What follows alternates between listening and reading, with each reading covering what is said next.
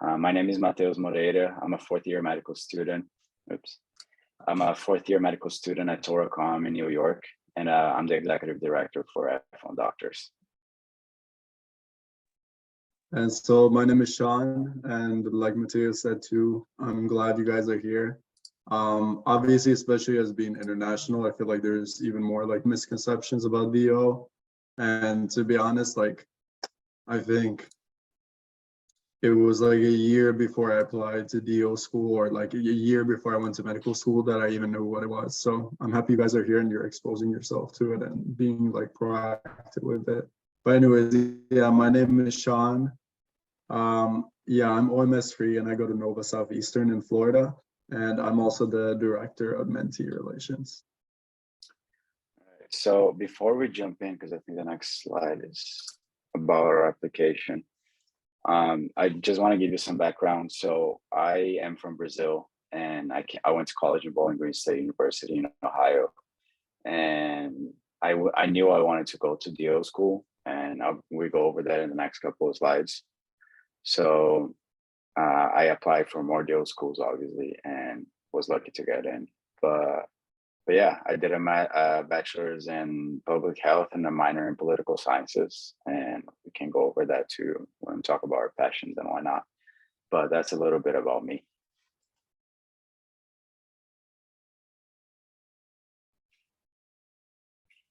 Yeah, I guess before you switch slides too, since you mentioned it too. So I'm from Sweden originally, but I'm Iranian.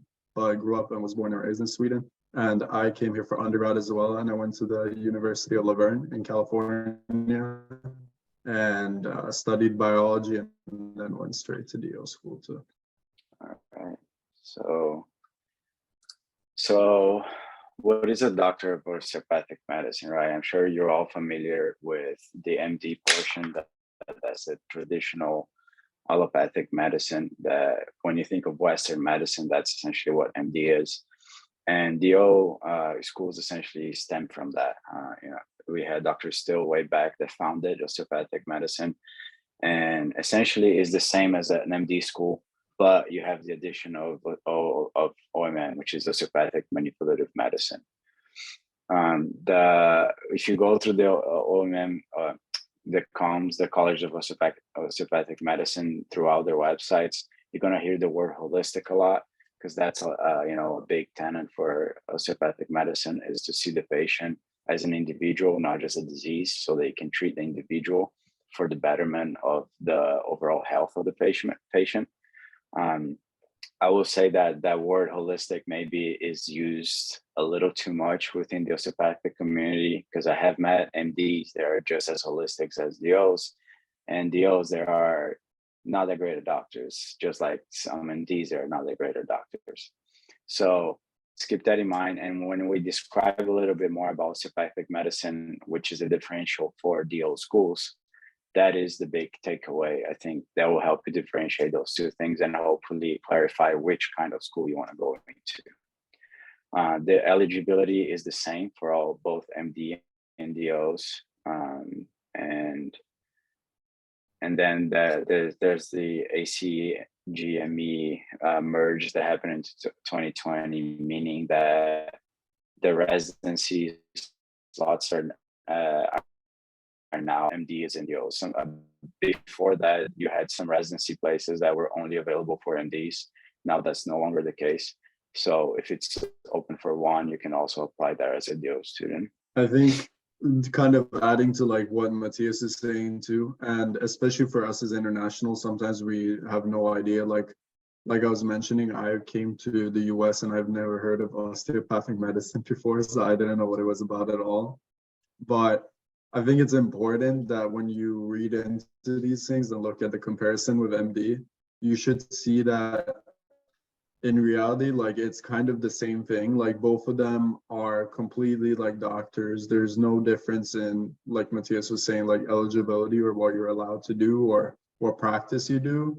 Obviously, it might be a little bit of a different approach, and you have more of the emphasis on this holistic view, and you also have like osteopathic manipulative medicine, which essentially is just like an additional tool that you can use.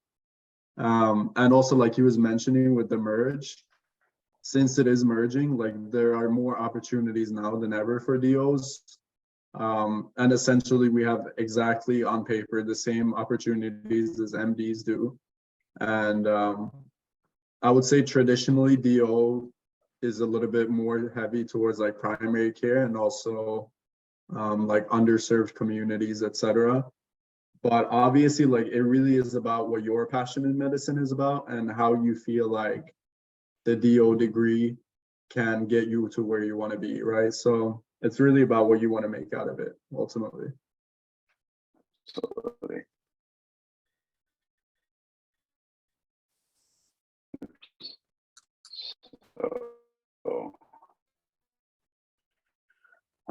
So why osteopathic medicine, right? And this is a bit more about us in that sense. For me, and I guess now we can go a little bit more in what OMM is. And OMM essentially, it's a technique, multiple techniques that help you diagnose and treat certain conditions of the human body with your hands.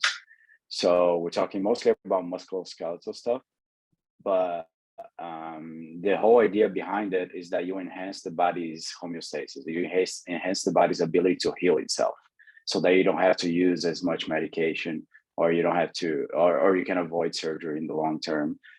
Things like that. That's the whole idea behind OMM. And when I learned about it, I just thought it was very appealing because a lot of osteopathic schools are focused on primary care, and that is something that I'm very passionate about, which is, preventative medicine, and that's something that I'm very passionate about. And OMM, when implemented well, is a great tool towards that goal. So that's essentially what OMM is, and that was for me one of the big factors that played when I applied for medical schools. And also a lot of DO schools, if you go through their websites, you're going to see that most of them are heavy into diversity and underserved communities. Like Sean mentioned, a lot of them are very geared towards primary care. So you're going to see a lot of DOs that end up being family doctors, or going to that primary care sector. Myself, I want to do family medicine. So it's really geared a lot towards underserved communities where you can actually use that OMM and really implement those tools. When I applied to both MDs and DO schools, but out of the 21 schools that I applied to, I think it was 16 of them that were DOs. The rest were all MDs, maybe 14. It was such a long time ago, but it was around that number, and the rest were DO schools. MD schools. I got 4 interviews and 2 acceptances, and then I ended up coming to Toro. I tell that to my mentees because I'm very open about it. I did not do well on my MCAT. I got a 498, and I was still able to get those interviews and those acceptances. So for you as an international student, even if you don't score what you think you should be scoring, just know that if you have a strong application besides that, because I had a strong GPA, I had strong volunteer hours, everything else, that can still help you get where you want to. And we're going to talk a little bit more about that in the future slides when it comes to what DO schools are looking for. So, right. So similar, like for me too, I also applied to both MD and DO. As far as DOs, I think I applied to about like 10 or 11 something schools, and I ended up getting 2 interviews. So one to AACOMAS in Arizona and one to NSU. And AACOMAS I was admitted to pretty quickly, but NSU I ended up waitlisted, and it went a couple of months and then I was admitted. So again, we're gonna get to that later too, but like waitlist is not necessarily a bad thing either. And DO for me, I feel like, for me, like the underserved thing is something that's pretty big to me, I feel like, and I want to be able to work with communities that really need the help too, or communities where you can also work with people's, like social situations too, aside from just the medical aspect. And I believe like there's a nice part about working on like your understanding of people's situations and their different life experiences and other things too, and like the kind of holistic view. So that's really what I really love about DO. I also do love that OMM is like a good tool that you can use, which prevents you from using, you know, expensive, like invasive procedures. And really is like a huge problem of overusing all these procedures in US healthcare. I might want to go into maybe surgery or something like that. So I also do encourage you, like if you do want to do some sort of specialty that's not primary care, like you're definitely like completely open to do that for DO too. So there are all opportunities, honestly. Absolutely. And I'll add to that, I've met multiple surgeons in the hospitals that I'm working at right now that are DOs and they work surgery. Uh, you know, just because you learn OMM doesn't mean you have to use it. That's the other thing as well. So if you want to go into surgery and never use OMM again, you can do that. But if you want to go into surgery and you want to use OMM with your patients when you're seeing them and following up with them, you absolutely can. Mainly because there's many techniques to help recovery time and help, you know, drainage of fluids and all those things that can definitely be applied in that setting as well. So it's something very, in that sense, is something very holistic that can be implemented to all fields, or you can just not do it altogether and just do it while you're in medical school. So Yeah, like you were saying too, like it's such a nice tool sometimes I feel like to have when you think about these patients that are going through like kind of difficult times or surgeries or whatever, and then just simple like OMM procedures that can help them feel a little bit better can like make their day, you know. So I think it's a great tool. absolutely, absolutely. All right, you want to tackle that, Sean? All right. So this is kind of like just overview slide. Like I just want to get into kind of like the whole year and what it looks like. I'm sure like a lot of you already kind of know this part because I'm sure like, you know, Google and everything too. And like we all read up on everything. But obviously, like, first of all, you should be taking the MCAT. And honestly, like, take the MCAT whenever you're ready, whenever you feel like you can perform well. And I mean, that's the most important thing. Like, know yourself and be realistic with what you need to prepare for the MCAT and what time you need. And do it whenever it's suitable for you. But ideally, obviously, I think you want to do it like before May, June of the year. I ended up taking it in, I think, late June, the same year as I was applying. And I ended up filling out the application around the same time and submitting it to.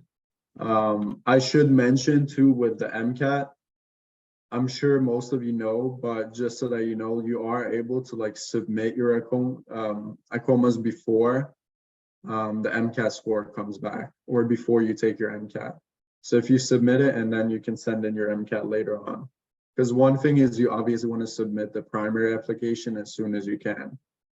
So some dates that I found was obviously for this cycle is already started, but it opened obviously earlier in May. And since like 2 weeks ago, I guess, they started taking the actual applications to the schools. So honestly, like the only advice for the primary application, obviously fill it out and submit as early as you can. Because honestly, if you submit earlier, it gives you more opportunities later on. Also, like take some time to like reflect on yourself because a lot of times I hear people say things like, you know, I don't have that many extracurriculars, or I don't do that many things outside of school or whatever. But if you really think about it, like you probably have so many talents that you don't even think about yourself, you know, things that you take for granted. So like ask your friends or ask your family and take the time to think about like these different talents and stuff you have too. For the secondaries, obviously for the secondaries is specific to the schools. I think take time to research the schools and like think outside the box. Sometimes it's good to like try to find medical students that go to the school on Instagram or whatever and go in their DMs and ask them like questions about how the school is or curriculum or things that are unique about the school because it could help you show that like you're very proactive when you're writing the secondaries if you have like specific information about the schools. Obviously later on, once you submit secondaries, it could be months, but at some point you could get interviews. For Nova that I go to now, I think honestly it was like maybe even 6 months before I actually got the interview after I submitted secondary. So don't take it for granted. Like don't be worried because it takes time, or if you get it the next day or whatever the case, like be patient, but also be on top of it, because I remember specifically like for Nova, I sent the admissions like an email a week before I got the interview and invite, just asking if like the everything had been processed and all this stuff. So that's also like good advice. If it takes a while and it's a school you really like, just send them an email or call them or something and just like make sure everything, they got your application and all this stuff, because honestly you could remind them sometimes and they might just, give you an interview or something. You never know. I don't know if that's what happened to me, but you should definitely like try whatever you can. uh and for the actual interviews, I mean, honestly at this point, if you've been invited to interview, they're probably considering you very highly and are definitely considering to admit you. So you shouldn't go there thinking that like you have to win anyone over or do anything specific. Honestly, at that point, you just need to be yourself, um, and feel the school, feel like it's something that suits you, and they'll obviously see if you suit their mission and everything too. But um, did you want to add anything to interviews as well, Matheus? Yeah, I'll add a couple things just in general, just to clarify as well. AACOMAS is the portal that you use to submit to DOs. Unfortunately, the MD and DO process is not merged for a medical school application. So you submit your MD applications through AAMC and you submit your DO applications through AACOMAS. So that's a difference there. I think in terms of pricing, both systems charge about the same. Maybe AACOMAS is a little cheaper once you start adding schools. I don't remember very well because it was like 3-4 years ago. But like Sean said, submit early. I will say though, with caution, if you are not too certain about your personal statement or other aspects of your application, don't rush it just for the sake of submitting earlier. Those are really important statements of your application. So the last thing you want is to have a statement that you forgot to proofread one last time, or that someone else could have helped you out a little more, just for the sake of submitting early. You really want to make sure that everything is top notch when you submit that application, even if it means that you submit your application 2 or 3 weeks late. So just keep that in mind. And I guess to hear people's stories help, but I know people that literally submitted their whole applications by like November, December, and they still got into medical school by March. So, it's harder, but it's not impossible. It's all about how confident you are with your application. And I think we're going to go over all those things a little bit, but for the interview, it's as well, practice beforehand. You really want to make sure that you practice. I winged one of my interviews and it was not good at all.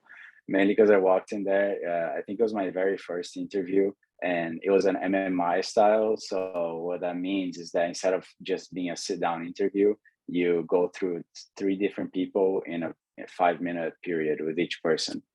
So you spend 5 minutes with an interview, 5 minutes with another, and each of them can ask you something different. And I wasn't prepared at all. They threw scenarios at me. Like, what would you do if you went camping? And, what would you do if you're driving a car and there's a pregnant mom at the curb, stuff like that. And you have to swerve to save the woman, but you die, stuff like that. They did ask me that. So just be really prepared beforehand, grab a couple of friends and run through questions with them. Really make sure that you're confident with the answers that you're given. Just make sure that also that you're not just creating a script that you follow. You really don't want to do that. It's just more so that you can put your ideas out and organize them. And I guess going back to secondaries, or in general, really, if you have any questions at any point, and we're going to talk about that later too, your greatest resource is the medical school itself. And it's good for you to reach out and to ask if they offer financial aid, if they offer scholarships, or if they can help you with your financial application, things like that. because they are the ones that are going to have the definite answers for those. We are F1 doctors. We can give you our perspective and can give you the schools that we've researched to give financial aid historically. But sometimes those things change every year, even schools that accept international students. So if you have any questions as an institution, they tend to be very nice about it. And that's also good because now they know who you are and they know you're asking important questions and being proactive about your application process. So yeah. Okay, so I saw we got a question too. So question is, when is DO application considered late? And is now considered early, okay, or late?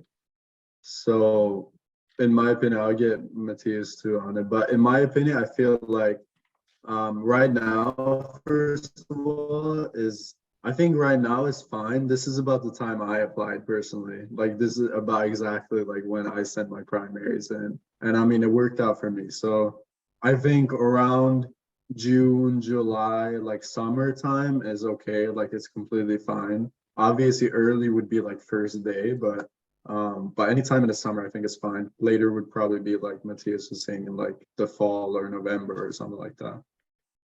Absolutely. And from what I remember, I also submitted the day that it opened. And then I started getting secondaries that same month. And I got my first interview for early November. And then I went through fall with my interviews. And then, yeah. But yeah. But again, like I said, regardless of what you think it's late or early, you really want to make sure that every I is dotted and every T is crossed in your application before you submit it. That's something that I tell my mentees too when we go over their applications with them, is to make sure that everything is as good as it should be. Got another question. How important is it to get a letter of recommendation from a DO? That is a great question. I did not get a letter of recommendation from a DO. I worked with a DO, but I didn't get a letter from him because he was one of the doctors that I didn't think was a very good doctor. So at the time, I was, like shadowing him really frustrated me to see the way that he was treating the patients. But that is something that was asked in my interview, like, have you shadowed any DOs and whatnot? Because all my letters were from MDs. And my answer was yes. And, I did look at him doing OMM. I did say that I like that aspect of care, but that I didn't develop a closer enough relationship for me to be able to ask for a letter of recommendation. But fortunately, all of my other MD letters, were from doctors that I was very close to, and they reflected the other aspect of what's important about wanting to be a doctor. So I would say it's good to have a DO letter, but I don't think it's a deal breaker. And I know multiple people that, were accepted without a DO letter too. Yeah, I mean, I agree with you too. I don't have an EDO letter either when I applied. And I honestly did not have as much experience as Matheus with DO shadowing before, or just shadowing in general. But I feel like, in my opinion, like it's probably something that, like he was saying, is going to be a bonus. It's nice to show that you've been around osteopathic medicine and you have experience with it. But I mean, it's not necessarily a deal breaker either. It's more of a bonus. Absolutely. Good question. And then post interview, you want to make sure that you draft those thank you letters and emails. And with that said, for thank you letters and emails, don't make them general. They really like when there's something more personalized. So say that during the interview, like for instance, my example, during my interview at Toro, they asked me why I did so bad in cars, because all of my scores were really good in my MCAT except for cars. Cars is the only section that dragged my whole score down. So I explained to them that was my third language. I had only been speaking for so long, and blah blah blah blah blah. I told them that I was working on improving my English and whatnot. And one of the interviewers suggested a course that I could use, a reading course, to improve my English, even though like it's pretty around the same level. So when I wrote the thank you letter, I included that there. I was like, hey, thank you very much for interviewing me. I'll definitely look into that course. you know, and follow up with hoping to improve my English by the time that I get into accepted into medical school. So that the point here is really make sure you personalize them to your interviewers. They like to see that instead of just a general letter. So Yeah, and to that point too, like make sure you can try to get access to like contact information to the different individuals, like whoever you interviewed with or anyone you talked to a lot during the interview. Um, Sometimes like you can ask them for a business card or something like that, or just ask them for their email or whatever. Like it's good to make sure that you have some way to reach them later on too. But yeah, absolutely. yeah. And to add also, like it is normal to end up on the wait list a lot of times. And that's completely fine if you end up on the wait list. A lot of people do get accepted off of the wait list because, you know, obviously people get admitted to multiple places and at some point they have to decide. So sometimes it could honestly be months before you get a decision if you get admitted or not. But it's completely fine to be on the wait list. If there's like your top school or something like that and you're on the wait list and you really want to go there or you don't have any other admissions, then maybe you could consider like writing them a letter of intent, like why this school is so important to you, and you could send it to their admissions as well. And that could also like help you a little bit. But yeah. Yeah. And when I spoke to the admissions people from Toro, they did say that they like students that reached out like every week or every 2 weeks, just to check in on the application and how everything is going. That's good for MDs and DO schools. Obviously, a lot of the things that we're talking about are good for any application that you do. Yeah. But you know, sending those bi-weekly emails really help. So Yeah, I mean, no one's gonna think that you're annoying for sending too many emails, you know, or calling them too often. Just make yeah, sure when you do send them emails and everything, make sure everything is professional, obviously, and like don't yeah, have like an attitude or like unprofessional emails or anything like that. But aside from that, I mean, obviously shows that you're very passionate. So it's all good. absolutely. Cool. So let's talk finances, and that applies for MD and DO schools, right? So at this point, if you're applying, you should be thinking about cosigner unless you have been accepted and the place that you were accepted has financial aid that you can, you know, work on. I would say a lot of times the schools that give financial aid tend to be Ivy schools, Ivy League schools like Harvard, Stanford. I know for a fact that they do have financial aid. Um, but with that said, most of the schools don't offer that. So you end up having to take loans, and unfortunately, we don't qualify for federal loans, so they have to be private loans. And what a cosigner is essentially a person of American citizenship that signs those loans with you. So if anything were to ever happen, they would take the burden of the loan. So if you get kicked out of medical school, or if you leave medical school, or if you have to leave the country, they take up on that loan. Obviously, those are very extreme scenarios, but it's something that the banks require of you before giving you the money. With that said, you really don't want to be in a position where you are applying for medical school and say you were accepted, but you don't have a cosigner. Because if you can't pay for it, you're not going to get in it. So you really want to plant that seed as early as possible. Start asking your friends, your coworkers, whoever you're close with, and be open about your finances. So there's no shame, there's no embarrassment coming from this. You know, this is for your improvement. And if it's someone that is close to you, they'll understand. The worst is going to happen is they're going to say no, and you move on and you find someone else that might say yes. I literally asked everyone, all my bosses, all my friends, all my coworkers, until one of my friends said yes, and it's working. So really make sure you have those conversations and you're able to get one, just in case. Okay.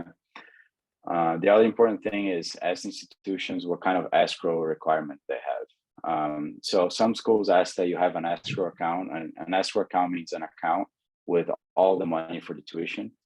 Some of them require that you have that account for all 4 years, So that means that you would have to take a loan equal to all 4 years of tuition. So that's $200,000+.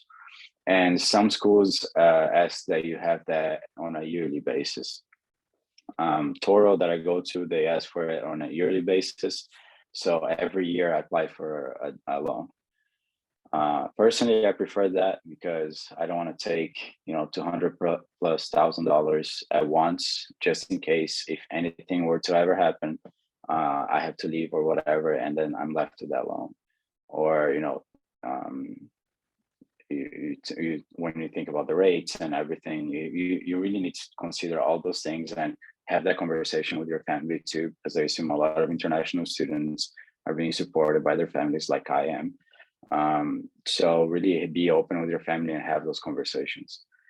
The other thing that you have to look at when you're looking into loans is what are the requirements of the bank. So some banks give you a 2-year grace period. So like Discover Bank, that means that once you graduate, you can wait 2 years before you start paying off your loans.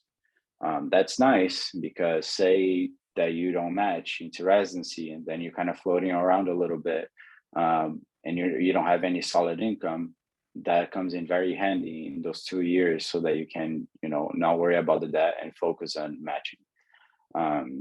Some don't have that. That's going to come before or after acceptance. So that's a good question. Do you mean if it's 4 years or 2 years or 1 year? Can you clarify that?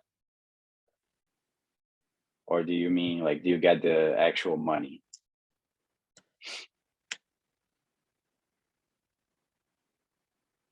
You can unmute yourself if you're able to. Oh yeah. I meant do you have to get a loan for the escrow account right after getting acceptance to medical school, or you have to get an acceptance first before going to the banks? You need to get an acceptance first. You're only going to be able to get the loans once you have an acceptance and you are technically enrolled, because the loans, they don't go directly to you. They're sent to the university directly from the bank to the university. So when you apply, all of the application process, you put the cosigner, you choose the rate, you do all that, and then the loan works directly with the university to disperse those loans to them. If you are applying for money that is going to be used for housing or food, things like that, then the university goes ahead and refunds that money to you. So that's how it works. And normally there's 30. You can apply for loans more than 60 days before the start of your academic year. So normally if you're accepted in January, you still have to wait until June, a month before classes start for you to apply for your loan. So that's how it works. But at that period of time, you should be able to have an idea of how much you have to take off based on this escrow information that the university is going to give you. And not only that, with that money is how they sign your F1. Because if you look at your F1, there's a section that shows how much money you have and blah, blah, blah. And that's how your F1 is signed and filled out. Are the banks very strict? I don't know. I use Discover Bank and they're extremely friendly with students. So I never had any issues.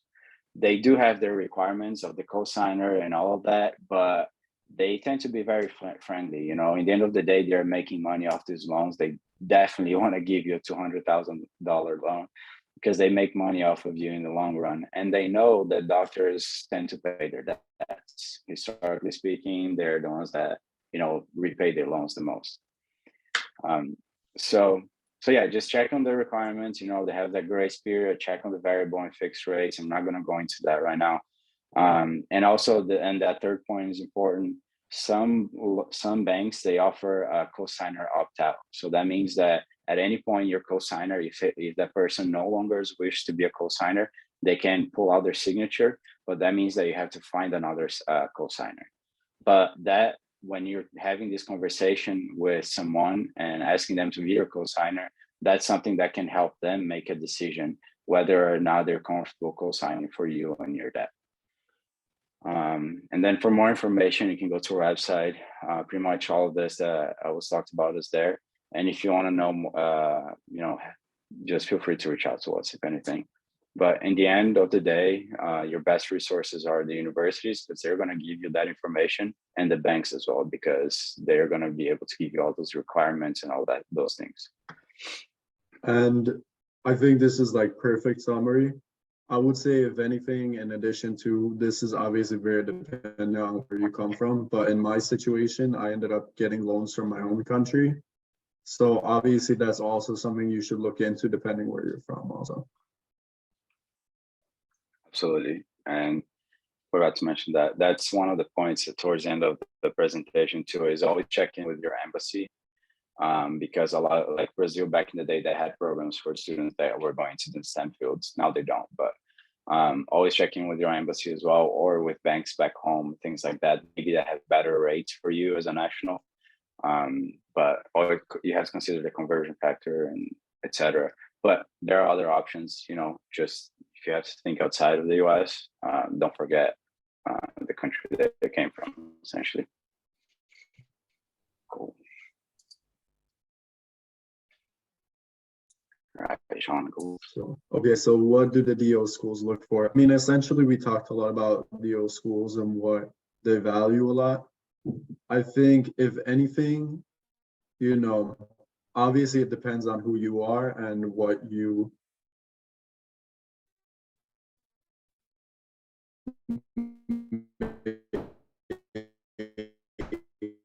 is, big parts of your application. But I think overall, if you compare it a little bit to MD and MD PhD, I would say that DOs are a little bit more heavy on the actual like patient interaction. It's not so heavy on like research and some academic fields maybe as much. And I would say that they put more of an emphasis on how you want to interact with the patients, what kind of like leadership you can show, what kind of interpersonal skills you have with patients and with colleagues. I should use. That's a huge strength that you should use in your application as well, because it shows that you're able to understand other people's situations and where they come from, and that you can communicate well. So obviously, empathy is a big thing. And like we were saying earlier, you have to be able to have a big emphasis on this, like patient is a person, right? And they're not like a disease in a textbook. And a lot of times, like we were saying too, obviously DOs are a little bit historically heavy on primary care or underserved medicine. So these are things that are obviously good to have as strengths in your application. So things like volunteering and service and stuff like this are obviously very good. And it shows that you kind of fit the mission of the schools as well. And also, yeah, obviously that you're very involved in whatever community you're in currently. So like I was saying, volunteering or whatever the case might be. But obviously, like the last thing too, that's kind of general to whatever you do in medical school and whichever schools you apply to, like make sure that you're being you, right? Like stick to your passions, do things that you really care about, and not just like the curriculum fillers. Like you're not just trying to fill out the research and this and that just to do it, but make sure like you do things you're passionate about, because it shows like in your writing and how you talk to people. Like people can tell that you're passionate and that you love what you do. And honestly, that's the biggest thing when you apply to school, because it shows that you're not gonna give up and you're gonna keep working towards your passion. And they're making an investment in choosing you as a student, and they want you to end up being a doctor. They don't want people dropping out of their school because it looks bad. So it's super good that you're being passionate about what you do, and it shows that you're gonna succeed in medical school too. Yeah, absolutely. And just to echo that, all of these characteristics are things that are reflected by service, right? You can be empathetic, you can be a good leader, you can be good at teamwork and interpersonal skills. All of these characteristics that they look for, that frankly most medical schools look for, are reflected by your level of involvement. So one thing that I would say that you can kind of just like by summarizing this slide is DO schools tend to focus a lot more on your extracurriculars and your volunteering and your community involvement than anything else. So if you're scared about your scores or anything, just make sure that you're picking up more hours or something that you're passionate about that you can sit down and talk about. And if you're worried about something else like research, or just find a field that interests you and follow that. I don't like bench research, but I love politics. So my research was comparative analysis of governments and medical fields in different countries. And I did that research for 2 years, and that's how I applied for medical school. So, just find that area that you're passionate about and work on that, and everything else just kind of falls in place. All right, so we said that start early and submit early if you can. Apply broadly, higher admission chance, but also taking into consideration the financial burden, because the more schools that you add there, the more expensive the application is going to be. And also secondaries tend to be more expensive. So I know for Toro, I think the secondary was like $100. It was one of the more expensive ones, but they definitely pile up. You're very likely to get secondaries for almost all the schools that you apply to, because they want to get to know more about you. So take that into consideration, the money aspect of things, and also be realistic. Like when I got my MCAT score, I knew that I wasn't going to get into Harvard with that score. I knew that I wanted DOs, so I was realistic with myself, and I applied to pretty much all the DO schools that I was interested in, and to the few MV schools that appealed to me. So really be realistic and be strategic to what you're doing and where you're applying. And then, and this is data that is really interesting to look. That's something that we talk about in F1 Doctors quite a bit. And that's the GPA difference. You can see that the GPA of matriculants in DO schools. So American matriculants, meaning people that went through the process, applied, and were accepted. The average for Americans is 3.54, and for internationals is 3.7. And the average MCAT is 504, and for internationals is 507. You can look at that two ways. One, international students perform better academically, which we do in paper. Statistically speaking, all the data they pull out there shows that international students have a higher GPA and higher MCAT. But the way to look at this is international schools have a higher standard to get into medical school. Hence why we need a higher GPA and a higher MCAT to get into medical school. So just keep that in mind as you move forward. It's fine to be hard on yourself and want to get high scores and everything. But just remember that although we have those standards, you still have your whole application behind you supporting you. Your personal statement, which is probably just as important as those scores, and your experiences, your research, your volunteering, all that stuff behind you, so helps you a lot when getting into medical schools. So, the link down there, and there's more links towards the end, gives you a better idea of what other schools you can be looking into. But in the end of the day, always reach out to the school to double check, because sometimes those lists are not accurate. Even the ones that we have in our website, unfortunately, sometimes the schools change on a yearly basis and we can't catch up to that. So just make sure that you're contacting them. Do you want anything, Sean?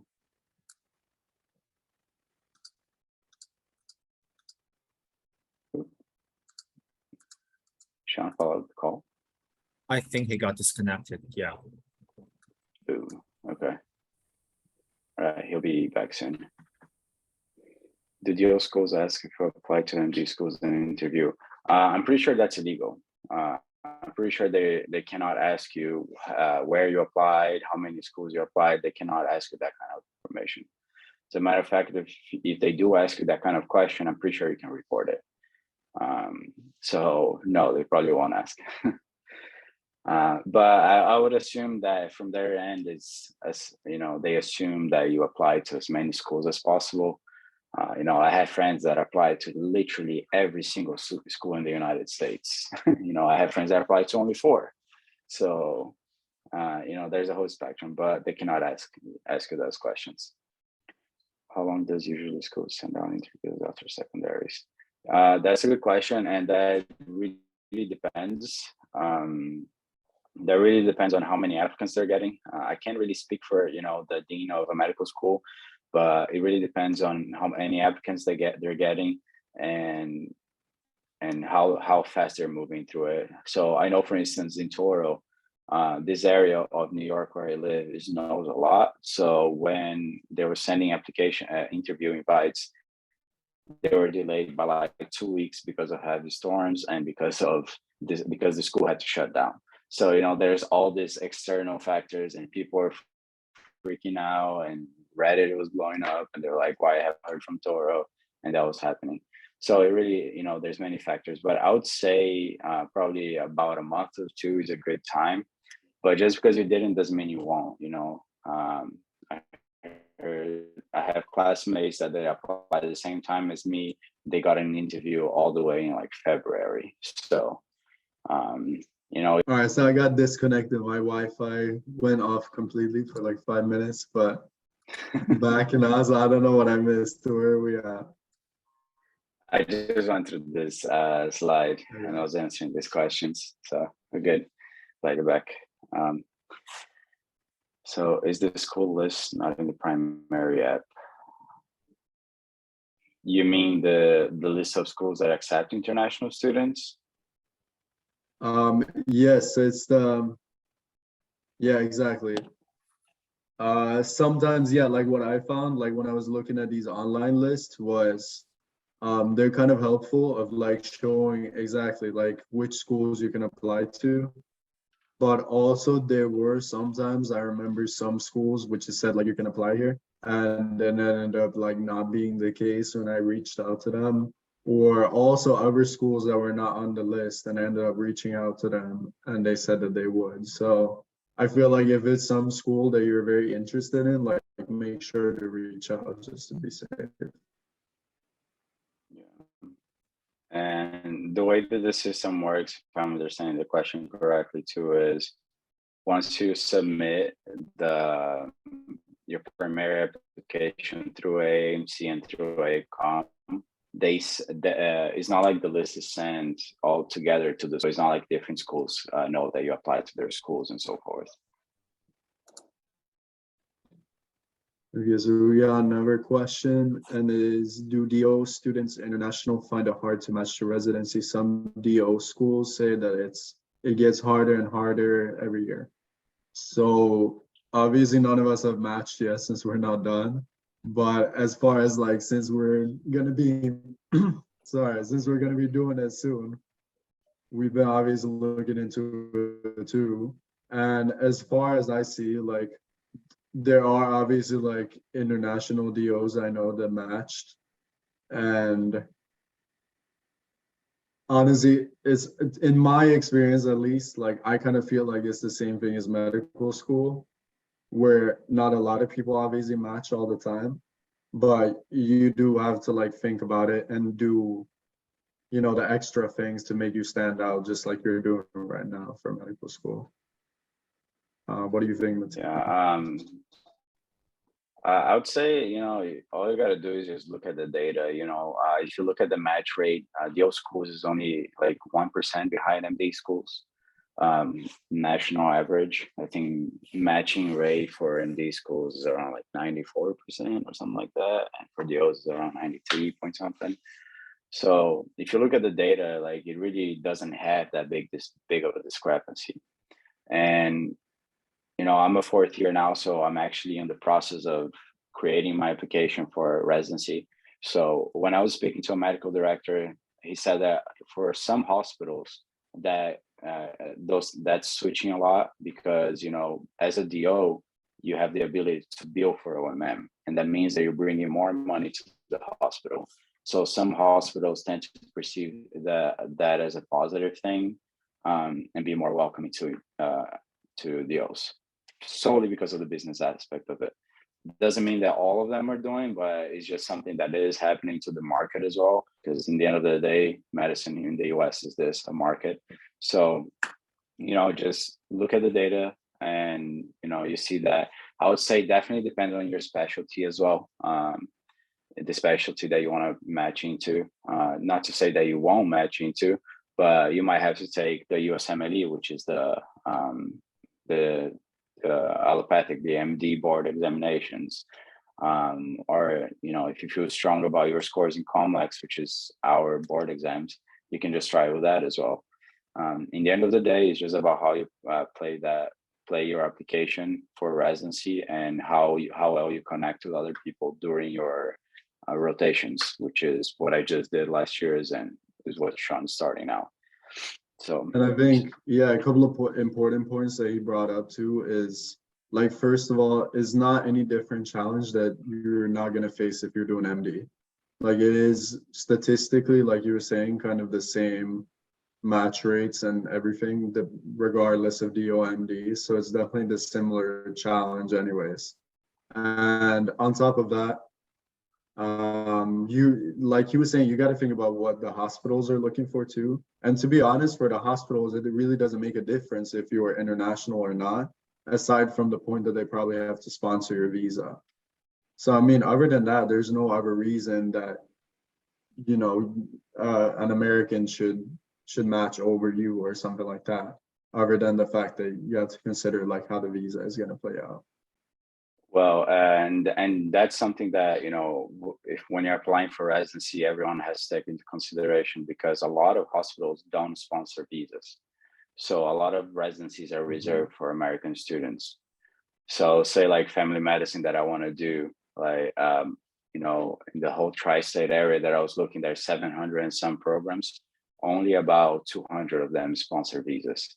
So really take that into consideration, do your research early, and you have to be very strategic when you start thinking about residency.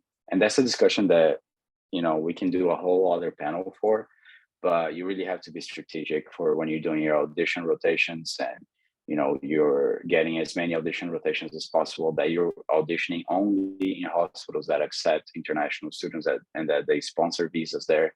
You really have to take all those things into consideration. Whether it's DO or MD, I don't think that makes much of a difference anymore, honestly. They're going to look more about your personality and your academics, and that's going to be the deciding factor. Our biggest barrier right now is being able to find those places that actually sponsor J1s or H1Bs, and some of them even start you in the first year of residency with an OPT or CPT, and then they give you an H1B. So you really have to do that research before you start residency. So, but like Matheus was saying, there's only so many places that offer the visas. But at the same time, I mean, obviously you guys are applying to medical schools, and there's only so many schools that accept internationals. So the way I see it, if you can get into medical school, there's no reason you can't get into residency later on too. absolutely. It's just another stressor. So Exactly. and that's a good thing when you're deciding which schools to apply, MDs or DOs. Go to their websites and look at their match rate. All of them, they publish their match rate. What percentage of each class matched in the first try. So you should be able to find that in their websites, and that can help you decide whether or not you think that's a good school for you or not. So, all right. So MCAT, I think we talked a little bit about this, but I think the main thing here is find something that works for you and stick to it. Don't be switching different methods. Do what I say, don't do what I do, because I studied for the MCAT only for a month and a half while I was in junior year. So I was working, doing all my volunteering stuff and studying on the side, and that didn't help me at all. But if you can take a good chunk of time to focus for that, it would help. Ideally, so you can go over material review and then just do questions. A lot of studies out there show that the more questions you do, the better you perform in exams. So questions, and that applies for cars. Practice reading and comprehension, and that means not just by reading passages, but maybe pick up a book and try to recall what you read from each chapter every night. And interpret those things that you recalled. just so that you're getting the habit of reading fast and understanding what you're reading fast, that you're not just, reading words, but none of them stick. Mainly because a lot of us, it's not a first language. We really need to be able to, practice those things. And stick to a schedule and a study time and maintain a routine. So. And I mean, obviously, like, this is not cat talk, so we're not going to go into details about all of it too. But I would like to mention too, like, if you guys or if anyone does want, talks or something, events for MCAT or anything else as part of the application, like, feel free to reach out to us or to F1 Doctors or anywhere and just give feedback, and we'll be happy to do like other events later on too. Absolutely.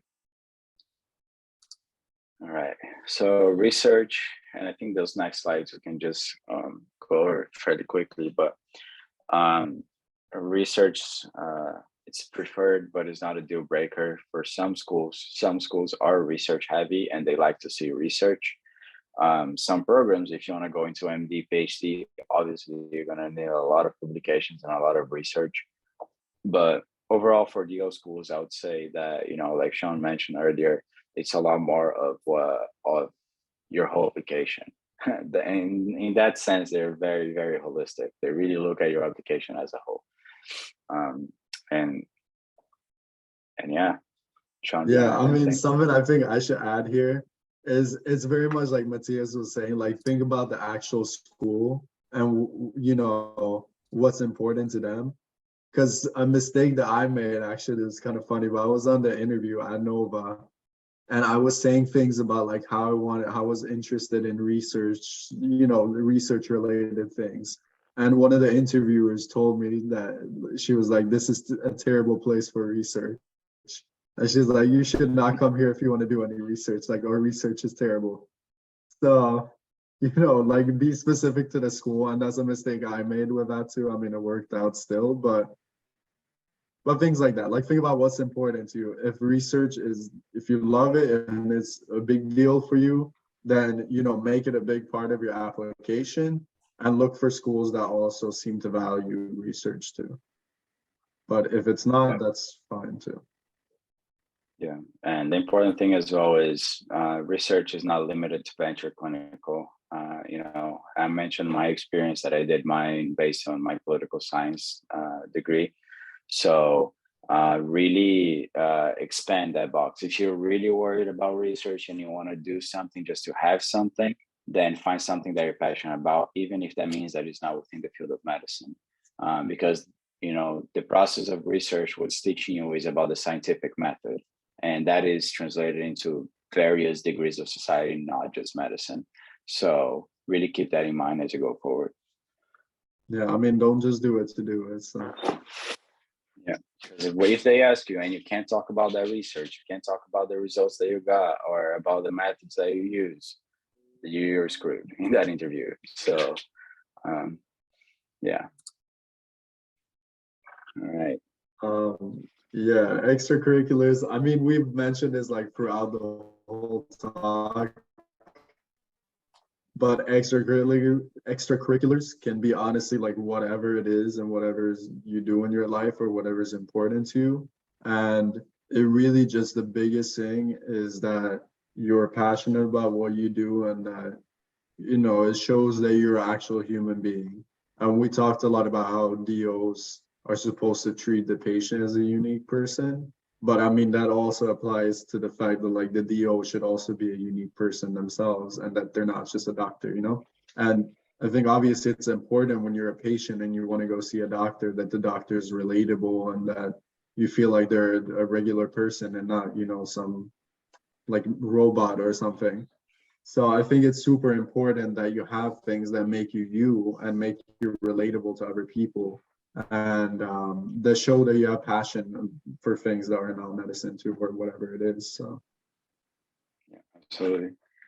And like we mentioned many times, and for DO schools specifically, they really like to see that community service.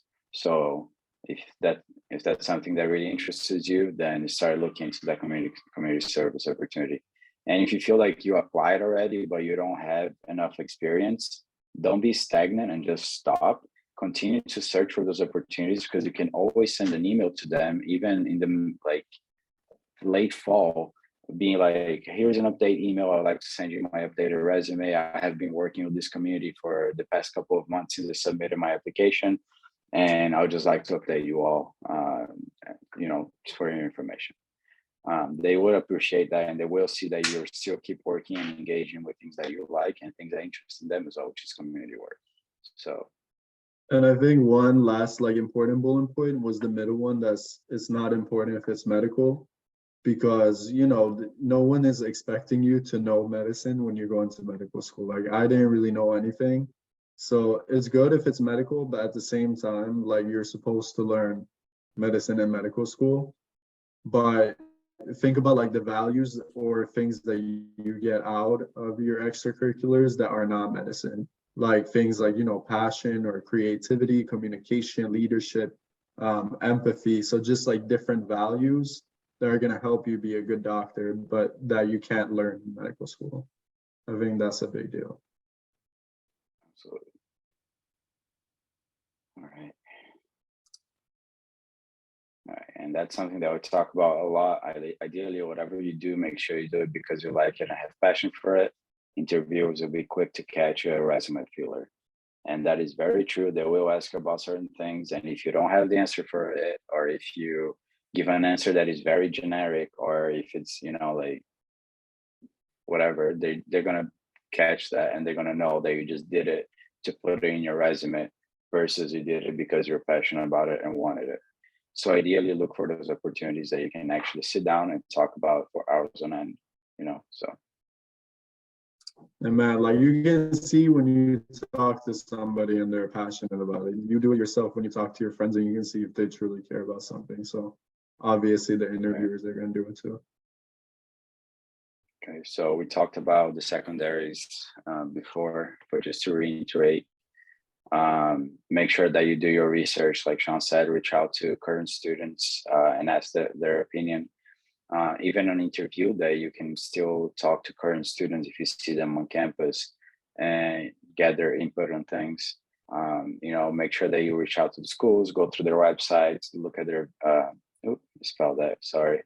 look at their vision and mission and see if that matches you. But not only that when you're writing your secondaries, that you can tailor all of your experiences to their mission and vision.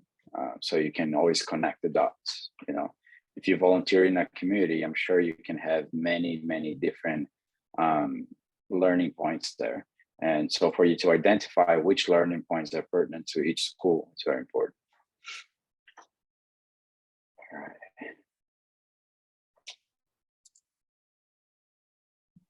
All right, so the interviews again, like we mentioned a lot of things about this earlier too, but I mean, honestly, the most important thing obviously is that you shouldn't try to be anyone that you're not, and you just need to be yourself. And always like obviously remember that at the point when you're at an interview, there's a reason you're at the interview too. So, be confident in yourself and be confident in your abilities and what you have on your resume, because obviously you're already invited there. And, there's obviously like important details that are good. Like obviously you have to be on time, like dress well and be clean, like be very alert and don't fall asleep and stuff, because I actually saw people do at some of the interviews. And be respectful and nice to everyone is super important. Like make sure that you're nice to like the cleaning people in the hallway, because it's important things that you want to have in like a future doctor anyways, and people notice those things too. Just the fact that you say thank you to whoever or whatever the case might be, or that you hold the door for someone and stuff like that, or even the other people that are there at the interview too. Somebody's going to see it and they're going to remember it too. So just like the smallest gesture can sometimes be something that catches somebody's eye, and that's all you need to get admitted. So just like make sure to be, make sure to be on your best behavior, and also like you should see it as a chance for you to see if you like the school too. So prepare, like read up on the school and think of things that you want to ask them, and things that are important to you. And it also shows that obviously you're being proactive. And so we got a question too. So do you Yeah. guys prefer MMI or the traditional? What do you think, Matheus? You had both, right? Yeah. Yeah, I only had the traditional ones, but you can go ahead. So I hated MMI, solely because, there's no way that they're going to get to know you in 5 minutes. And just so you know, so the person that sent me a private message, I'll talk to you after this. Okay. But there's no way that a person is going to get to know you in 5 minutes. It's just 3 interviews, 5 to 15 minutes, depending on the school.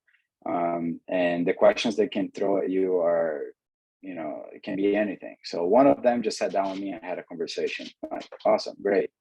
But the other one asked me about, like, if I went camping, what would I take? 5 things. And I'm like, how does that apply to medical school in my head, right?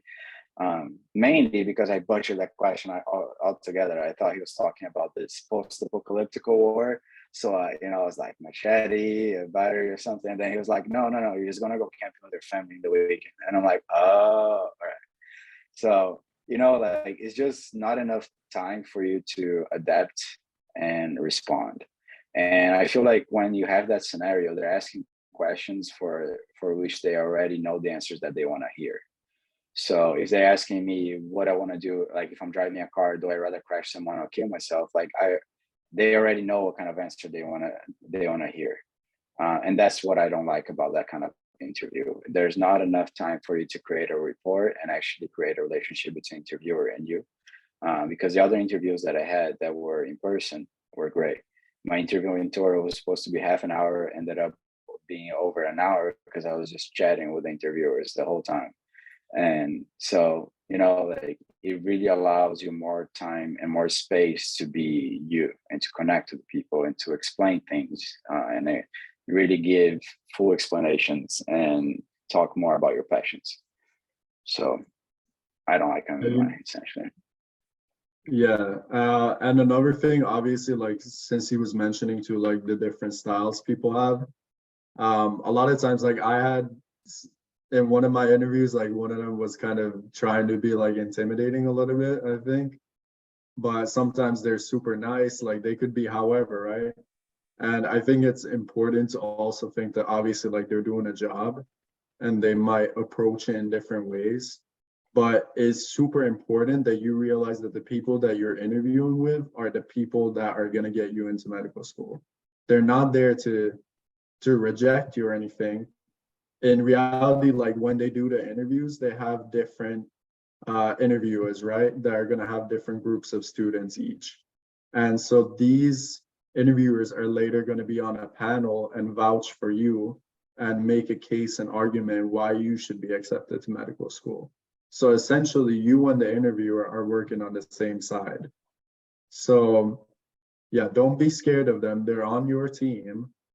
And make sure that you remember that even if they say things that are questions that are difficult or try to intimidate you in different ways, it's not with bad intention, and you need to make sure that you always remember that and that you're working for the same goal, Would you want to add anything to? No, I agree. And just to highlight, and Sean said it before, when you say be respectful and nice to everyone, we mean everyone. Because a lot of the schools, they have an integrated interview system where not only the professors are interviewers or part of the accepting board, but also the staff and other people involved on campus. So sometimes even current medical students are involved in that process. So, if you're not very nice to one of the staff members and then they're in the deciding board going over application and that staff member remembers you, even though they didn't interview you, it's not going to be good for you. So really be nice to everyone. All right. So yeah. So the whole point on this slide is, the flaws. So, and this is important because they will bring this up. They will ask you why something in your application is lacking. You know, so if you don't have enough shadowing, they'll ask you about that. If your grades, if your GPA is bad, they'll ask you about that. In my case, it was my MCAT. So they asked me about the MCAT, and what you need to be able to do, and what you need to practice when you're practicing for interviews, is to not just give an excuse for why you did bad in something. You know, what you need to do is be able to explain, you know, say that you admit it, that you did it bad, explain what happened that led to that poor outcome, and then talk about what you learned from it and how you approve, how you implemented what you've learned into other areas of your training or pre-med career or whatever it is. So, you know, really make sure that you're able to, you know, go full circle, that you're not just oh no, I did bad because, you know, I was having a really bad weekend, or because the class was really hard on me. You know, you know, I'm not saying that's a deal breaker, but if you really want to boost your chances, you really want to make sure that you highlight how you move on and how you adapt to things, not just highlight why you did bad on those things. So, and that from secondaries to interviews, that's how it translates. So. Yeah, and I think a big deal of this is just having self-awareness and being kind of mature too. And, you know, even if you have a perfect application on paper, you do have your flaws. You know, we all have our different flaws and things that we need to keep working on. So I think it's super important that you keep thinking about, you know, what are my weaknesses, and be kind of realistic as to like why those weaknesses are there too. So like we put here in the last sentence, the perceived failure itself is not what's important. What's important is what you did to overcome that and what you learned from that. So.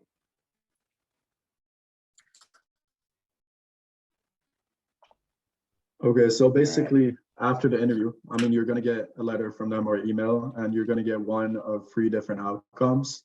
So first of all, the best one, you get admitted right away. And I mean, at that point, like, congratulations, like, celebrate for yourself is a really big deal. And you should start considering if you have options, if you're admitted to multiple places, what's important to you, obviously, these kinds of things. Second option, like we mentioned earlier, is if you get waitlisted. This is actually a good too. It's a good outcome. It just means it's going to be kind of difficult, and you have to be very patient for a while. But, you know,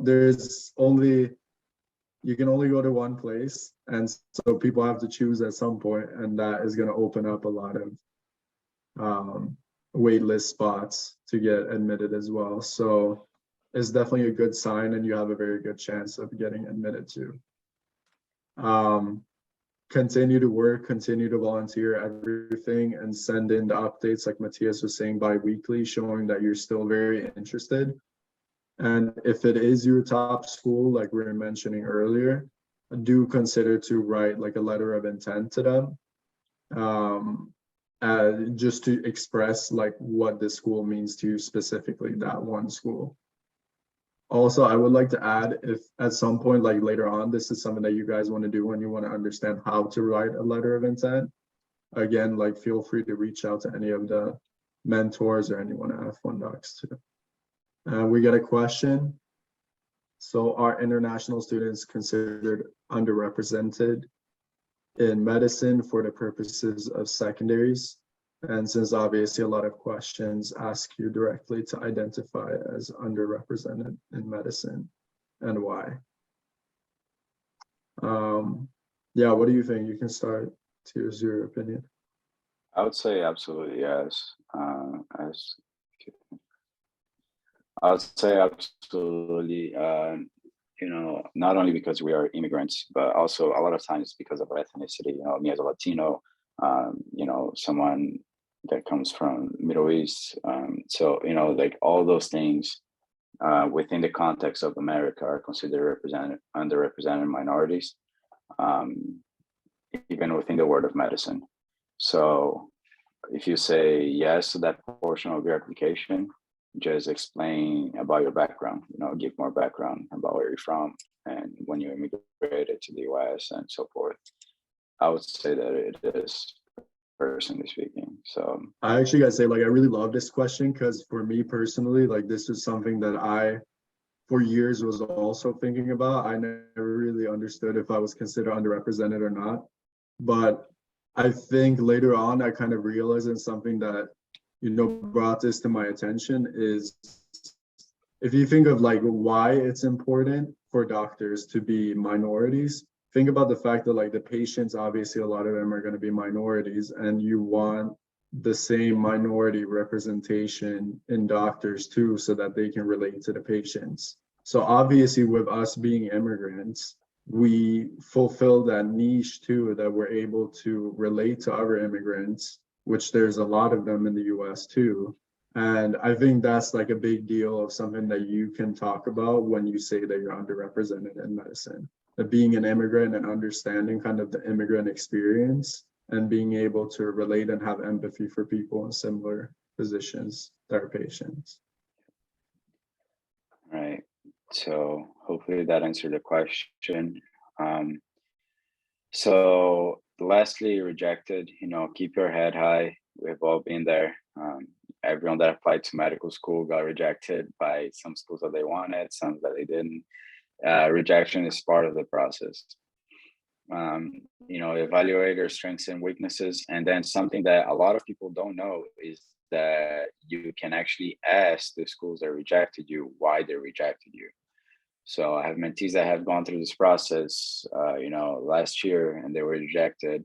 And you can always reach out to them and ask, "Hey, my application was sent. I interviewed. Why was I rejected?"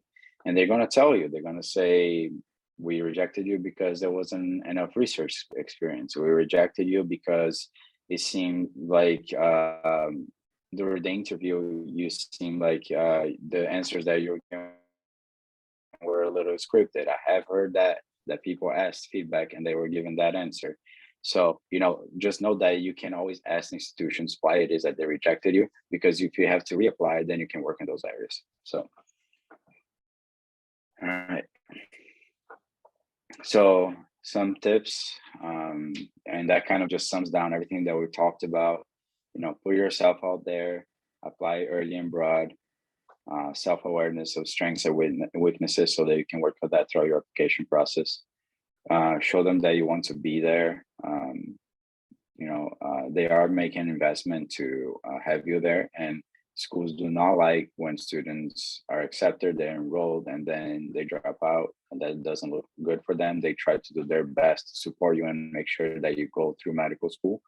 So just the fact that you are interviewing, it's good. It means that they're very interested and that they are going to put an investment in you to be there. Like I said before, medical schools are your biggest resource. If you have any questions, reach out to the institutions that you're interested on. They're going to have the answers to your questions. Focus on your patients. Don't do those resume fillers. You really don't want to be doing that, and be yourself. Okay. I think one of the great points too that we kept saying too was, like Matthias was saying, that medical school is one of your best resources. And honestly, like, always be proactive to reach out to them, ask them questions, whatever it might be the case. I think there's always something good in being very direct about what you want. It's like whenever you're interested in going to that school or whatever the situation is always super nice to just be direct to them and tell them what you want. Like, I want to go here for this and this. And, it shows that you're very determined in what you're doing and you have passion for what you're doing. So I think those are big things, and that you're being very proactive. And lastly, have the co-signer conversation or as early as you can. Really make sure you have that down. If you're thinking about applying for loans, make sure you open a credit card account, because you will need to have some credit. Normally banks like Discover, Citibank, they're very student friendly, so you can look into those. Check with your embassy or your home country, see if you have options there. Those are all things that we talked about. Just, summing it down, and be realistic with yourself, and always preparing plan A, B, and C, and D. And that means that, even if you get rejected, then what then?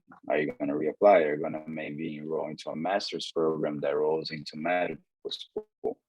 because those are available too. So really consider all your plans and make sure that you have them lined up, mainly because for us, unfortunately, we are within the constraints of our visa. So once that expires, we have to be ready to take the next step forward. So really make sure that when you're applying and when you're going through things, things are planned out on a timeline basis. You know, Right. last thing too, I think obviously like this is super tough. Honestly, it's super difficult for international students. Obviously, we all know the experience for us, and it's always different challenges, and you have to be very proactive. But also like make sure you focus on the positive things. It's honestly a huge deal that you're even at this point right now, and truly like celebrate yourself and be happy for what you're achieving for yourself. And you know, have pride in what you do, and make sure like when you're accepted, when you get interviews, like make sure to honestly celebrate yourself and enjoy these moments too, because they're, you know, once in a lifetime moments, and it's a huge deal that you're achieving this. And it's always going to be different challenges. Being international is always an uphill battle, but make sure you enjoy where you're at right now too, because there's always going to be new challenges, but make sure you're going to, you know, take care of it once you're there, but make sure to be present where you're at right now, like overcome the obstacles you're facing right now and celebrate when you overcome it too. Absolutely. So we got a question. Just curious, how was our experience? Both are great schools. How was our experience in Toro and Nova? You want to go first? Sure. So Nova for me, I think obviously I love the location in Florida, especially being international. I mean, it's great weather and everything. Obviously, first of all, like all of this is great about Florida. But I love that. So I'm in Miami right now for rotations, and I love how international it is. And it's a very international community when it comes to the patients. So this is something that I feel like is a big deal for me being international. That's nice working with other people who come from other countries and cultures. I also think one of the biggest strengths when it comes to Nova is the name of the school. They have very good connections, especially in the southeast of the US and like Florida. So very good as far as connections go and getting into residency, have very good match rates, etc. Some weaknesses, like the research isn't great. So it's very good for, you know, community and like clinical work, but not necessarily as much for the research side. And so that's important if that's something that's, you know, a big deal for you. Yeah, I would say these are like, this kind of my experience with Nova. With Toro, I really liked it. I really liked it, you know, and I think that's something that maybe it's, you know, you start seeing more when you start, you know, applying for residency, which is what kind of support your school is actually giving to international students. Because during the first 2 years of medical school, you're just in the classroom, you're just studying, you're just taking exams. So if you're doing your thing and moving forward, you don't really have to worry about your visa. But once you start to have to worry about that, you need to know if they're ready to support you. And unfortunately, that's something that I felt like Toro lacked at, which is support for international students. With that said, Toro is one of the largest university systems in the world. You know, I think in the US, about 6% of healthcare workers graduate from Toro. So that is a very large number. And I'm not saying just doctors. You know, Toro has 3 campuses, 2 in New York and 1 in California, and they're opening a new one in Montana right this year.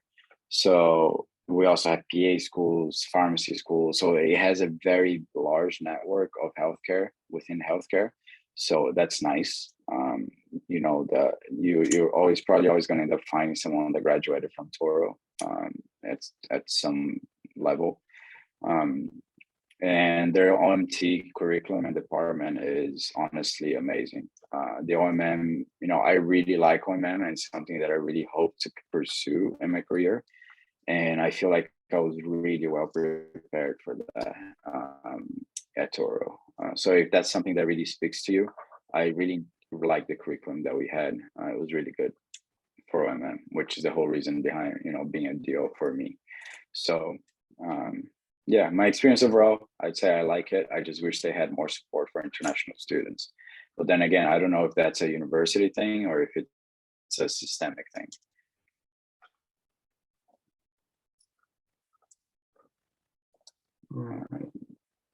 I should also, sorry, before we move on from the last question, I should also mention that since we're international, obviously it might be good to know, but obviously Nova is very big too. So we have like 2 campuses with 400 in total, but we do have a lot of Canadian students at the school. And there are a few international students too. Like I know a few on my campus, but I know there's a lot on the other campus as well. So they do definitely accept international students. And I also don't think like the same with Toro, we don't have the best like international support. But the fact that there are other international students is kind of helpful because you can work with each other and cooperate too. Yeah, and I would say when I spoke to the recruitment officer during my application process, they say that they tend to accept around 5 to 10 students average, international students average in each class. So also look into that, you know, ask them if they have accepted or not, because that's good. Those are good resources too. You know, like now that I'm applying for residency, I always reach out to the people in the class above me who are international students and have gone through the process.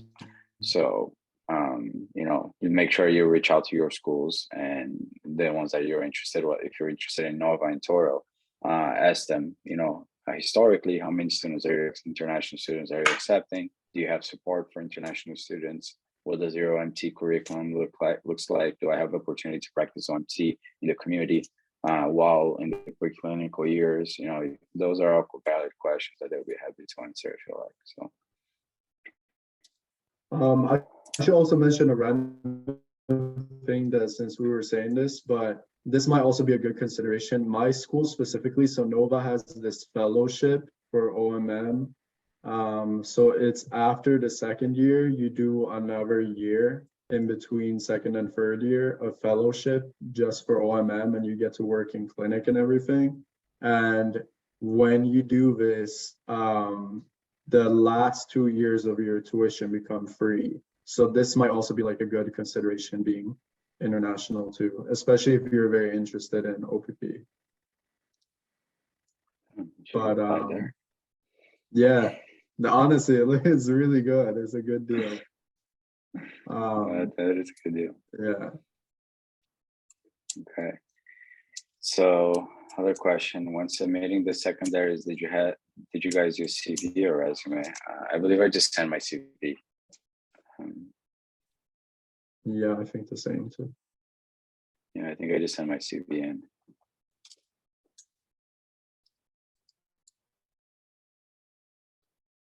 So yeah. I'll put my email too in case any of you have, I don't know, questions about anything, or if you have questions about Nova specifically, or also if you have questions about ASCOM or like Midwestern in Arizona, I also really love their school. I think they're an amazing school too. And they accepted me too, so they obviously accept internationals. And I think they were very good research and like very good with like cadaver labs and things like this, like very hands-on. So, and they seem to have like a very, you know, good like culture and very supportive staff, I think. So definitely recommend them also. Yeah, so our emails are there. If you have any questions, feel free to reach out. If you have any questions right now, just let us know. You know, we kind of went a little bit over time, but that's okay. And we hope you answer all your questions and that you know a little bit more about what a DO school is like. Hopefully when we are in residency, we can talk a bit more about what being a DO doctor is like, you know, and have a similar panel. So yeah, does anyone have any other questions?